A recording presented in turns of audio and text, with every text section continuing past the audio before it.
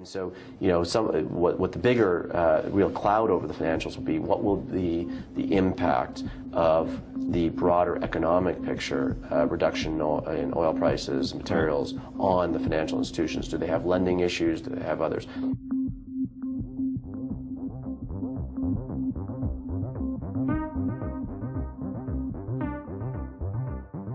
Now, domestically, what's your outlook for Canada? I think things are pretty, they look pretty bleak right now. I think if you look at the price of gold and copper, I think we're just seeing a oil. shift. We're seeing a shift in some of the in maybe the provincial economic upside and opportunities. And so, for many years we've been on the West, and the West has been a big benefactor in the East, deep East.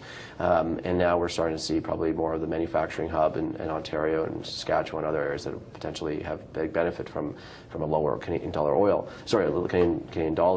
Look, I mean, Canada is an interesting market, and we are very heavily tied to our commodities. We talk about it all the time. Three sectors being energy, broad commodity materials, and of course financials.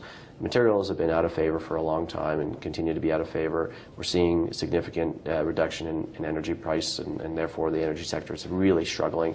We're going to have to see how this plays out. My view is that there's still lots of downside on energy prices, and so therefore energy segment of the market is going to continue to sort of have real struggles. And then I think the financials. I mean, look, I've been saying for some time that I think the Canadian financials are going to start acting like utilities.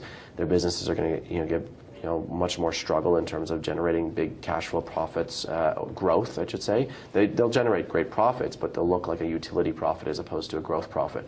And so, what the bigger real cloud over the financials will be, what will the impact of the broader economic picture, reduction in oil prices, materials, on the financial institutions? Do they have lending issues? Do they have others? I don't see material issues in the real estate market in Canada. I just don't see it. But that could also have an impact, very subtle, very small in the financial institutions, though. Personally, I remain optimistic. I just think things move around. Look, I think there's great businesses in Canada, great opportunities to make money in the Canadian equity markets.